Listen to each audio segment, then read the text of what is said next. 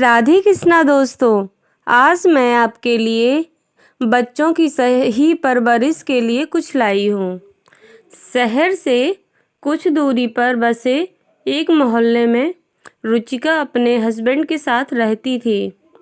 उसके ठीक बगल में एक बुजुर्ग व्यक्ति अकेले ही रहा करते थे, जिन्हें सभी दादाजी कहकर बुलाते थे। एक बार मोहल्ले में एक पौधे वाला आया। उसके पास कई किस्म के खूबसूरत हरे भरे पौधे थे। रुचिका और दादाजी ने बिल्कुल एक तरह का पौधा खरीदा और अपनी अपनी क्यारी में लगा दिया। रुचिका पौधे का बहुत ध्यान रखती थी। दिन में 3 बार पानी डालना, समय समय पर खाद देना और हर तरह के कीटनाशक का प्रयोग कर वह कोशिश करती थी कि उसका पौधा ही सबसे अच्छा हो और बड़ा हो। दूसरी तरफ दादाजी भी अपने पौधे का ख्याल रख रहे थे, पर रुचिका की तुलना में वे थोड़े बेपरवाह थे। दिन में बस 1 या 2 बार ही पानी डालते, खाद डालने और कीटनाशक के प्रयोग में भी वो ढील दे देते थे। समय बीता, दोनों के पौधे बड़े हुए। रुचिका का पौधा हरा भरा और बेहद खूबसूरत था। दूसरी तरफ दादाजी का पौधा अभी भी अपने सर्वश्रेष्ठ रूप में नहीं आ पाया था। यह देखकर रुचिका मन ही मन पौधे के विषय में अपनी जानकारी और देखभाल करने की लगन को लेकर गर्व महसूस करती थी। फिर एक रात अचानक ही मौसम बिगड़ गया। हवाएं तूफान का रूप लेने लगीं, बादल गरजने लगे और रात भर आंधी तूफान और बारिश का खेल चलता रहा। सुबह जब मौसम शांत हुआ तो रुचिका और दादाजी लगभग एक साथ ही अपने अपने पौधे के पास पहुँचे। पर ये क्या, रुचिका का पौधा जमीन से उखड़ चुका था, जबकि दादाजी का पौधा बस एक ओर से जरा सा झुका था।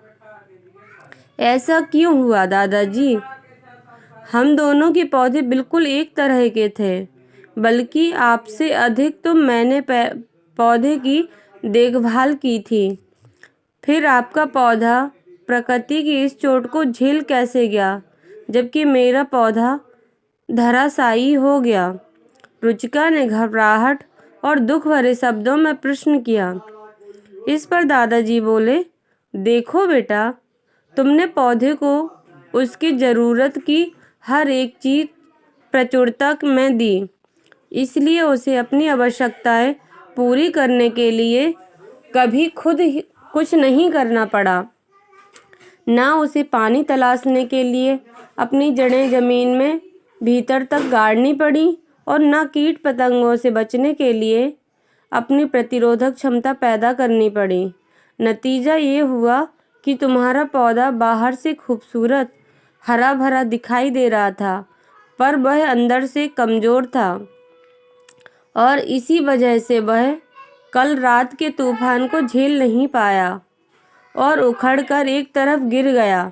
जबकि मैंने अपने पौधे की बस इतनी देखभाल की कि वह जीवित रहे, इसलिए मेरे पौधे ने खुद को जिंदा रखने के लिए अपनी जड़ें गहरी जमा लीं और अपनी प्रतिरोधक क्षमता को भी विकसित कर लिया और आसानी से प्रकृति के इस प्रहार को झेल गया।